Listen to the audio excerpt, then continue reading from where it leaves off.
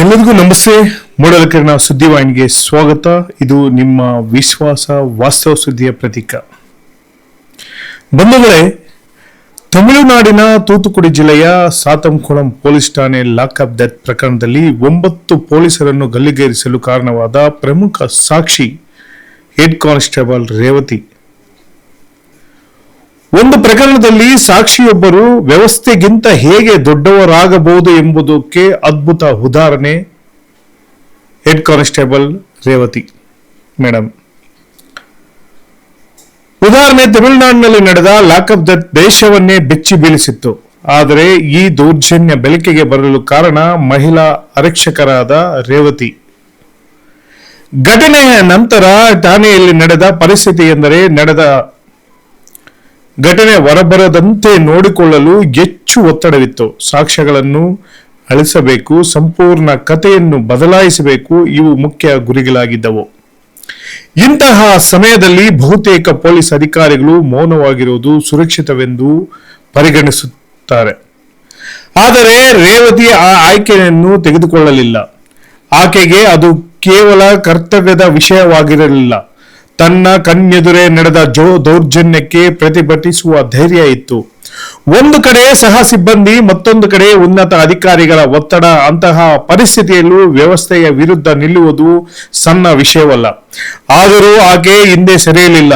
ನ್ಯಾಯಾಧೀಶರ ಮುಂದೆ ಆಕೆಯ ಹೇಳಿಕೆ ಎಲ್ಲವೂ ಆ ಪ್ರಕರಣದ ದಿಕ್ಕನ್ನು ಬದಲಾಯಿಸಿತು. ಅದು ಕೇವಲ ಹೇಳಿಕೆಯಾಗಿರಲಿಲ್ಲ, ಆ ಕರಾಳ ರಾತ್ರಿ ನಡೆದ ಭಯಾನಕ ಕೃತ್ಯದ ಸ್ಪಷ್ಟ ಚಿತ್ರಣವಾಗಿತ್ತು. ಪೊಲೀಸರು ಠಾಣೆಯನ್ನು ಸ್ವಚ್ಛಗೊಳಿಸಿ ಸಾಕ್ಷ್ಯಗಳನ್ನು ಅಳಿಸಿ ಹಾಕಿದ್ದರು.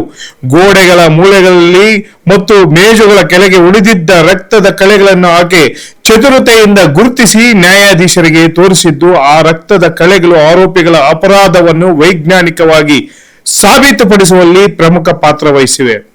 ಸಿಸಿಟಿವಿ ದೃಶ್ಯಾವಳಿಗಳು ನಾಶ ಮಾಡಿದ್ದರೂ ಆಕೆಗೆ ನೆನಪಿರುವ ಘಟನೆಗಳ ಸಮಯವನ್ನು ಒಟ್ಟುಗೂಡಿಸಿ ತನಿಖೆಗೆ ದಿಕ್ಸೂಚಿಯಾಗಿದ್ದು ಹೆಡ್ ಕಾನ್ಸ್ಟೇಬಲ್ ರೇವತಿ ಮೇಡಮ್. ಇದು ಸಾಮಾನ್ಯ ವಿಷಯವಲ್ಲ. ಒಂದೇ ಇಲಾಖೆಯ ತನ್ನ ಸಹ ಉದ್ಯೋಗಿಗಳ ವಿರುದ್ಧ ಸತ್ಯವನ್ನು ಹೇಳುವುದು ಬಹಳ ದೊಡ್ಡ ನಿರ್ಧಾರವಾಗಿತ್ತು. ಆದರೆ ಆಕೆ ಹಿಂದೆ ಸರಿಯಲಿಲ್ಲ. ರೇವತಿ ಹೇಳಿದ ಮಾತಿನ ಆಧಾರದ ಮೇಲೆ ಪ್ರಕರಣವನ್ನು ಬಲಪಡಿಸಲಾಯಿತು. ನ್ಯಾಯಾಲಯವು ಆಕೆಯ ಸುರಕ್ಷತೆಯ ಮೇಲೆಯೂ ಗಮನ ಹರಿಸಿ ವಿಶೇಷ ರಕ್ಷಣೆ ನೀಡಿತು. ಸಾತುಕುಳಂ ಪ್ರಕರಣದಲ್ಲಿ ನ್ಯಾಯಾಧೀಶಗಳು ಹಲವು ಕಾರಣಗಳಿರಬಹುದು. ಆದರೆ ಸತ್ಯ ಹೊರಬರಲು ಕಾರಣವಾದ ಒಂದೇ ಒಂದು ಹೆಸರು ಹೆಡ್ ಕಾನ್ಸ್ಟೇಬಲ್ ರೇವತಿ. ಬಹುಶಃ ಭಾರತದ ಇತಿಹಾಸದಲ್ಲಿ ಇಷ್ಟೊಂದು ಪೊಲೀಸರಿಗೆ ಮರಣದಂಡನೆ ವಿಧಿಸಲಾಗಿರುವ ವಿಶೇಷ ಪ್ರಕರಣ ಇದು.